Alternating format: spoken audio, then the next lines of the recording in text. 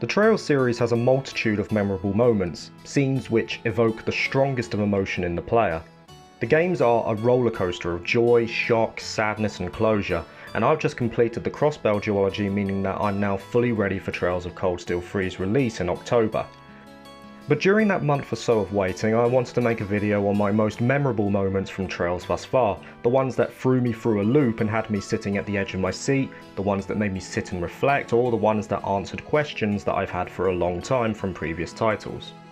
The Trails series has it all, and trying to rank them into a condensed list of 10 was very difficult, but I'm personally quite happy with this outcome.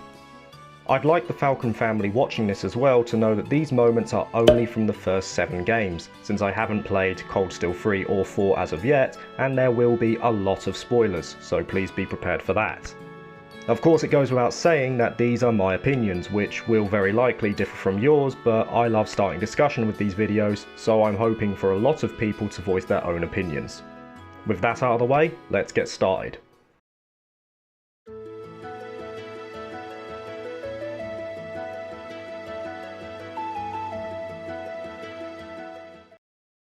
Starting off our list, it's the awakening of Mimeko himself, Valimar.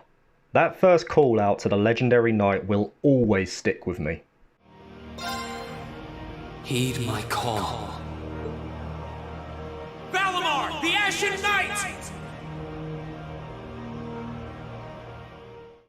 This was the moment where the Trails series really clicked for me. I had already enjoyed the game greatly, but bringing in mechs was just the icing on the cake.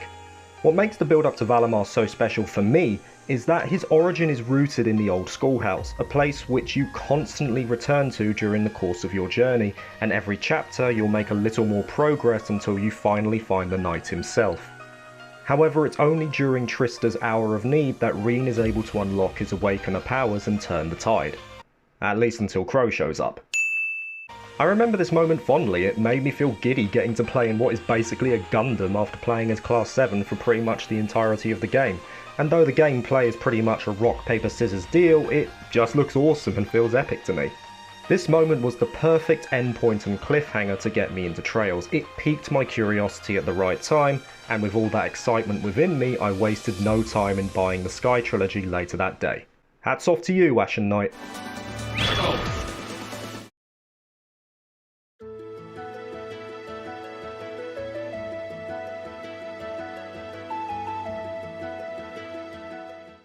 At number 9, we have the fight with Cassius Bright in Trails in the Sky III. The fight with Cassius, I feel, is the culmination of a journey spanning 3 games. At the start of the Sky arc, Cassius is mentioned in passing as one of the greatest individuals known on the continent, being one of the few to attain S-rank status in the Bracer Guild, and being well acquainted with many events that have happened around Zemuria. Not only was he the leading commander of the Liberl army during the 100 Days War, but he was also the leading figure in the international kidnapping crisis involving the DG cult, which upon completion subsequently granted him his aforementioned S-rank status. However, leadership aside, Cassius is recognised as one of the finest swordsmen in Zemuria, being trained in the 8 Leaves 1 Blade School by Yun Kafai, and being one of the few to attain the title of Divine Blade for his mastery of the Hurricane form. To put this into perspective, Cassius is so threatening to Ouroboros that they not only tried to assassinate him through the use of Joshua, but Campanella sought to cause problems in Erebonia so that Cassius would be forced to leave Liberl in order to deal with them, meaning that the Gospel plan would have a greater chance of success. At the start of Sky, Estelle and Joshua are far from the level of their father, being saved by him during the apex of Alan Richards' coup. By the time Trails in the Sky III occurs, however, the pre-mentioned Bracer duo and their comrades have all grown from the events they have engaged in and solved. With their previous battles overcome, they're finally able to stand up to the Divine Blade himself as their final challenge. And damn, it doesn't disappoint. What makes this fight stand out to me is that it does Cassius justice. You go into this fight knowing that you're about to face off against one of the strongest individuals of the known world, and he fights you by himself. No additional enemies, no gimmicks, just you versus Cassius alone. It's a fantastic fight, brutally difficult at times, and the build up to it is masterful. Taking down the Divine Blade himself will always be one of my favourite memories.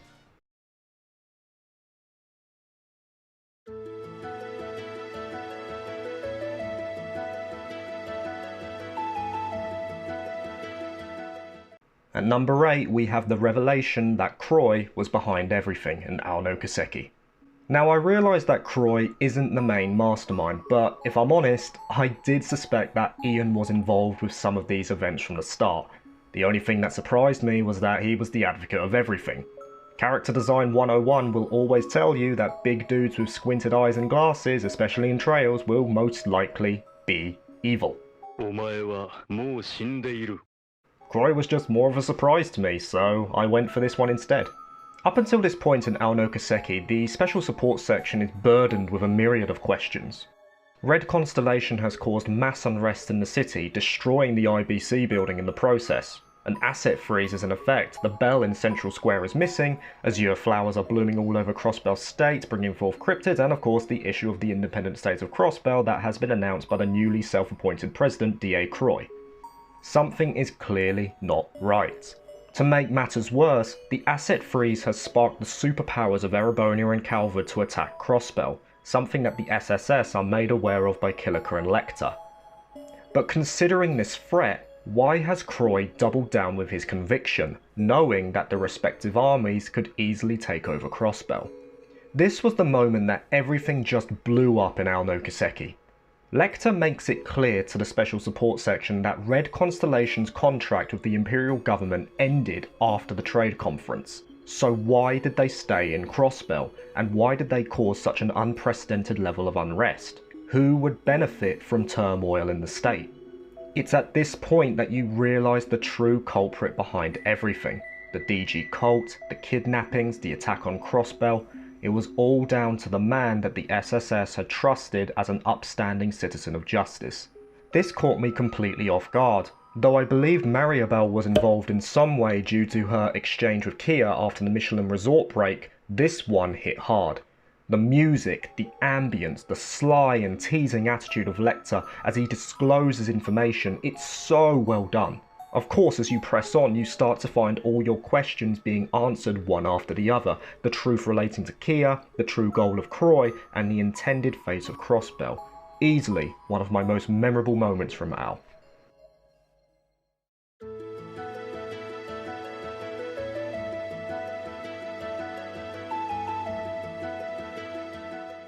At number 7, we have the bonding scene between TITA and AGATE. This is easily my favourite bonding scene in the entire Trails series thus far.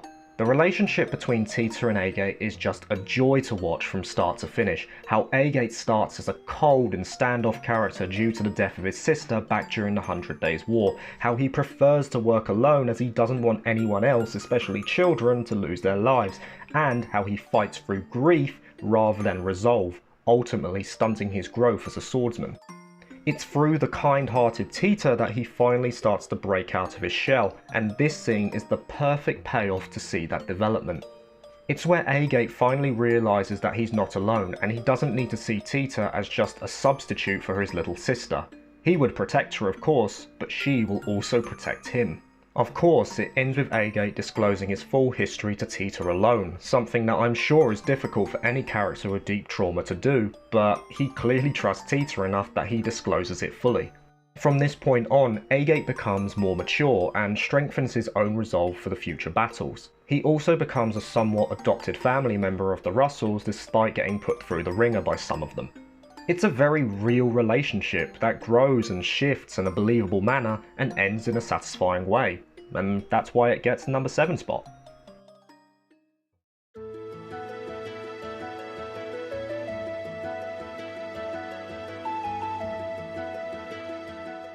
Now for number 6, if I'm honest, I was contemplating not putting this one on the list because quite simply the content makes me feel a bit sick. But for the role it plays in shedding light on this character and her eventual inauguration to Ouroboros, I felt that it had to be included. To give you an idea of how messed up this was actually censored on the original console versions. XC during their localization, however, decided to keep the full scene. The disgust and anger I felt in this scene is something that I thought I would never feel in any game, but after watching it for the first time, I had to put the game down for the rest of the day. Of course, I'm talking about Star Door 15. Fearing that the Mafia would come after them at the behest of creditors, the Hayworths were forced to leave their only daughter for her own safety in the hands of an old friend. During the time that RENNE was in Calvard, a large level of kidnappings took place all over the continent, the culprit being the DG cult, who took her to the Paradise brothel in order to finance intelligence-enhancing experiments. From an initial read-through, it appears RENNE is locked in a room with friends who would regularly go out every day to complete jobs with regular clients. RENNE, on the other hand, would be left behind in comfort with her plushies. For all intents and purposes, it appears her friends are attempting to keep her away from the encounters with clients, until one by one they start to disappear. However, the perceived reality of it is far more twisted than that. And that reality was that RENNE's friends never existed in the first place. She was alone from the start. As she engaged with clients at the brothel, she created these friends in her mind as a psychological defense mechanism to preserve her own sanity, molding herself into what her clients wanted, whether it would be a cool boy or a mature girl, and these appearances would be given form in her mind as friends. Unfortunately, as the abuse got worse and the effects of the Paradise medicine started to induce further damage, these friends started to disappear, until RENNE was literally on the brink of breaking completely. She believed that she had only left the room for one job, when in truth, she had done it many, many times before. I won't go into the meaning of the friends' names, especially Cross, but I'll let you read up about that. It's not nice, some of it. Luckily, Louve and Joshua destroyed the facility and took her in as a future enforcer. However, had they taken longer, the likelihood is that RENNE would have followed the same fate as the others. It's a dark and wretched origin, and still gives me chills even today. For that reason, it gets the number 6 spot.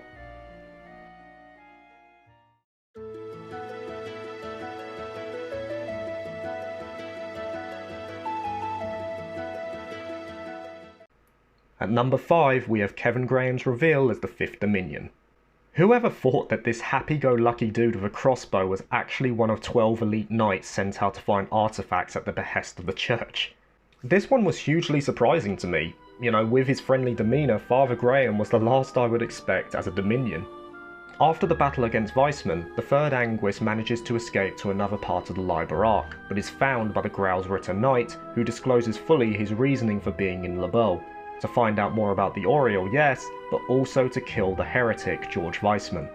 It's here that we finally get an idea of what Kevin is truly capable of, deflecting the true evil eye with ease and admitting that against the Oriole-fused Weissman he would merely struggle. However, what really got me here is the attitude of Kevin. Up until this point, our resident travelling priest has been the shoulder to cry on, the man we see here and there in Lebel, helping out where necessary.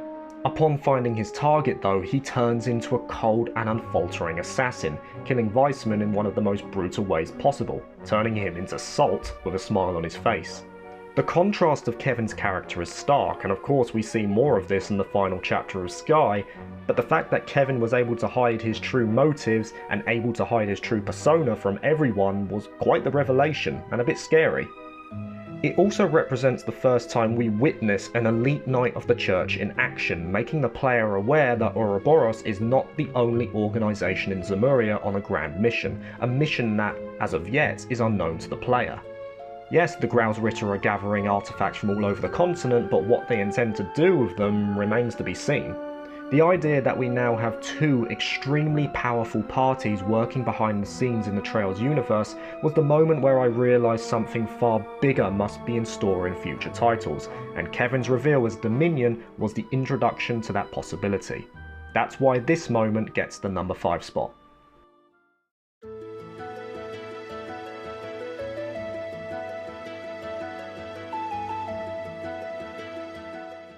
At number 4, we have the moment where RENNE is reunited with Estelle and Joshua at the end of Trails from Zero.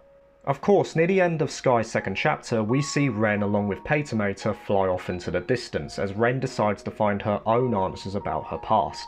In Trails in the Sky the 3rd, we find out that both parties, Estelle and Joshua being one and RENNE being the other, are venturing in Crossbell concurrently, meaning that we get our full conclusion to this arc in Zero no Kaseki. During our time playing Zero, we bump into the Bracer duo on multiple occasions and eventually discover that they are looking for a young girl that the SSS have encountered on various occasions before. During this time, Ren finds out the truth of her past, how the Hayworths didn't abandon her as she originally thought. Despite this though, Ren stays convicted in not involving herself with her parents anymore, keeping her existence secret from them. Though she's resolved in doing this for the future happiness of them and her brother, following through on this is still difficult for Ren herself, as deep down, she still wants a family of her own. This arc finally comes to a conclusion at the end of Zero. In a desperate situation, Ren, along with Patermater, saves not only the SSS, but also the Bracer duo, as Joachim is fully destroyed at the bottom of the Temple of the Sun. Before Ren can make her escape, however, the Bracers quickly disclose their true feelings to the former enforcer. Ren starts to realise that Estelle and Joshua would follow her to the ends of the earth to bring her back to a life that every little child should have. And despite her troubled past, they would always look beyond that and just see her for what she truly is, a little girl who yearns for a family. It's a beautiful ending to an arc that spans 3 games and lends to the excellent world building of Trails that, despite now exploring a new land with a different set of characters, the lives of those who you encountered in previous titles still bear significance, giving satisfying conclusions for the time we as the player put in. Not to mention, I love that little assist by Patermater. He is an absolute bro. As said before earlier in this list, Ren has arguably the most tragic past in Trails. Her mind and body are broken at the Paradise Brothel, reforged and twisted in Ouroboros, but eventually completely repaired by the affection of Joshua and especially Estelle. Seeing Ren get adopted into the Bright family at that moment will always remain one of my fondest memories from gaming.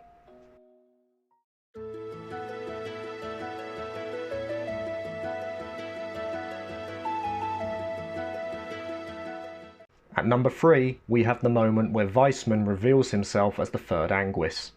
This is arguably one of the best cliffhangers in gaming, period.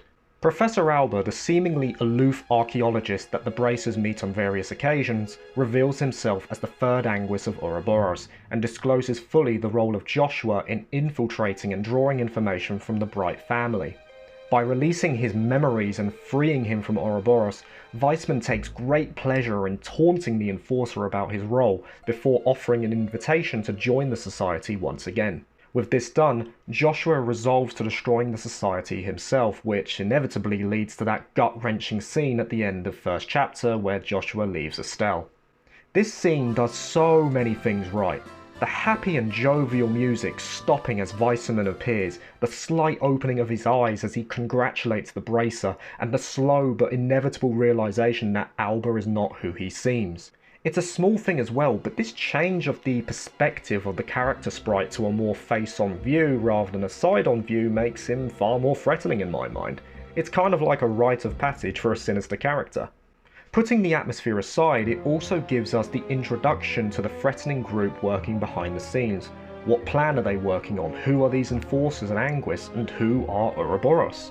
The ending of first chapter gives the players so many questions that have to be answered, but it also gives us the threat and mastermind we needed to see this arc through to the end. Watching how WEISSMAN orchestrated everything, how he used Joshua for 5 years without the Bracer even realising, and how Joshua's very emotions and soul were crafted by what can only be described as a madman. Suffice to say, I haven't bought a sequel as quickly as I did second chapter. And the crazy thing is, originally this cliffhanger would never have existed had Falcom been given more time by their shareholders. At that time, Sky was already 3 years into its development, and had Falcom had their way, first chapter and second chapter would be together as one title. However, since the shareholders wanted a release that year, first chapter was hurried out the door with this cliffhanger ending, which has now become a staple of the series in later entries. I'm glad it stayed this way, as moments like this are why I play these games. Needless to say, it's one of the most shocking revelations in the series, and easily earns its number 3 spot.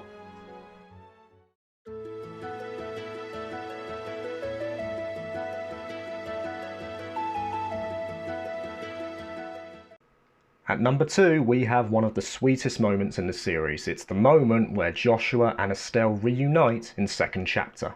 Since the end of first chapter, we've been waiting for that moment where Estelle would finally catch up to Joshua and bring him back to her side.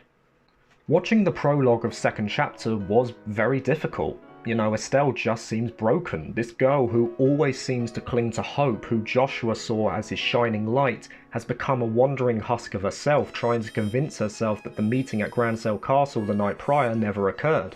Of course, with CASSIUS disclosing the events of 5 years prior and ultimately stating that he knew everything while also hiding it from Estelle, I can only imagine the rush of emotion that she would have been feeling at this point.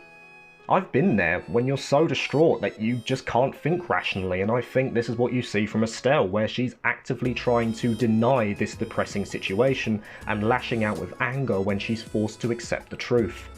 If you guys know about the Kubler-Ross model of grief, you'll notice that the 5 stages are displayed by Estelle here.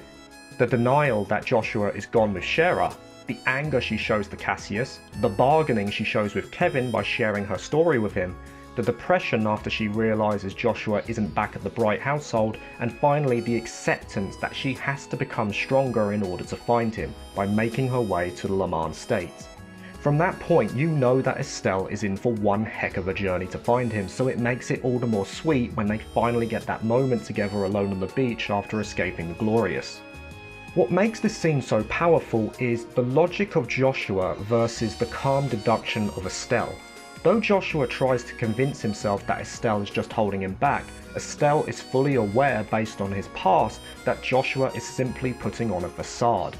She realises that despite being conditioned to not feel fear, he subconsciously is trying to stay away from Estelle so that she won't be put in danger and suffer the same fate as his sister, which he takes the blame for.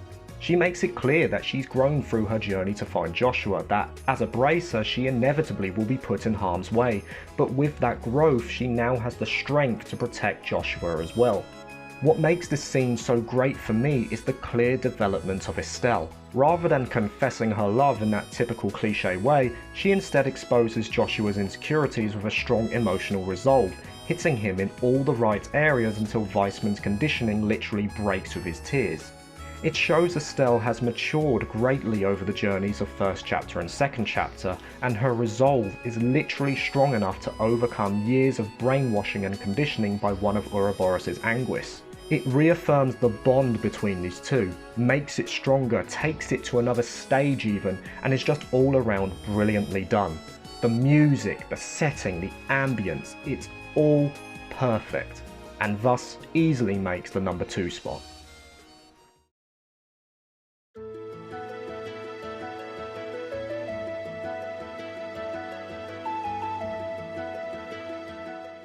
And finally, at number 1, the best moment in Trails in my opinion is the reveal of the true power of the SEPT-TERRION of Zero. At the apex of the Crossbell arc, we finally make our way through the Azure Tree all the way to where Maribel, Ian and Kia are. It's in this scene that we finally are revealed the true power of this man-made SEPT-TERRION and the meanings of the flashbacks we received on our way up to the core.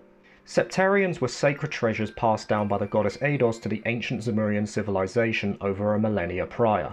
Based on their allegiance to one of the 7, the population split into clans, with the likes of the Alcelace clan affiliating themselves with the SEPT-TERRION of Space, the Oriole, and the likes of the Croy clan allying themselves with the SEPT-TERRION of Mirage, Demiurgus. Though the Oriole sought to autonomously grant wishes to the people without limit, eventually leading to a degradation of society, Demiurgus held a sense of dignity that the SEPT-TERRION of Space lacked, meaning it had the wisdom to properly guide the people down their correct path. However, this wisdom later became its fundamental flaw, as Demiurgus started to realise that to truly lead all manners of personalities and irrationalities of the world, empathy was required similar to humans, and with that realisation, the SEPT-TERRION's heart started to deteriorate, till it finally decided to use its power of affecting causality to cease its own existence before it went berserk.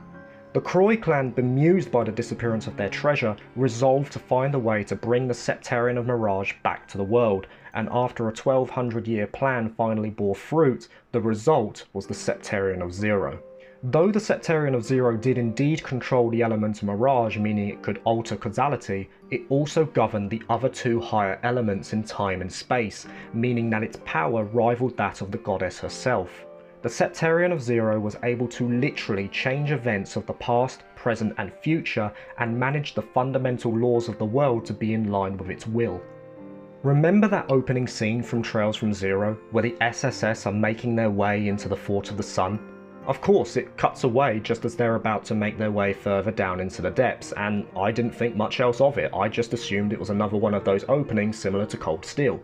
However, when we actually do get to this scene, we have the support of Joshua and Estelle as we make our way into the final dungeon. Initially I was thinking, why were Joshua and Estelle not shown in the intro scene? But I just came to the conclusion that Falcom didn't want to spoil the fact that the Bracer duo would have some part in this story, and thus decided to omit them from the opening scene. I just took that as a matter of course. The reality is that that is not at all what happened. This isn't some mere spoiler prevention from Falcom, it was very much deliberate, and we realised this at the end of no CASSIUS. At the Fort of the Sun in that opening scene, the SSS do in fact go down to face Joachim by themselves, and ultimately they fail in their mission. They are killed by Joachim when he goes berserk. The sad reality of this timeline is that the SSS never built the bond with Joshua and Estelle like they did in the timeline we play through. They never helped RENNE find closure on her family. As a result, they were forced to face Joachim alone, and without the help of Estelle, Joshua and RENNE, they were ultimately defeated.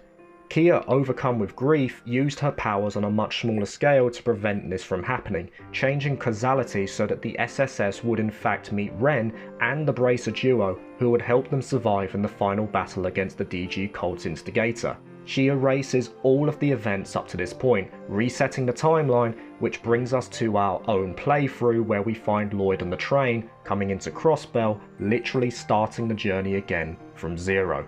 My mind was blown when I got to the end of no CASSIUS. Storytelling like this is just something you do not see in so many other titles, and I wager that only Falcom can execute it this well. It's at this point where you realise that everything Falcom does has a meaning. They don't exclude characters for the sake of it, it's an integral part of the overall story. Now with this in mind, can you think of any other scenes which took on a similar trope to this one from Zero? How about, say, Cold Steel? Who's missing from the opening scene in Cold Steel? Could this also be the doings of the SEPT-TERRION of Zero? Did Class 7 initially fail to stop the attack on Crossbell from the railway guns?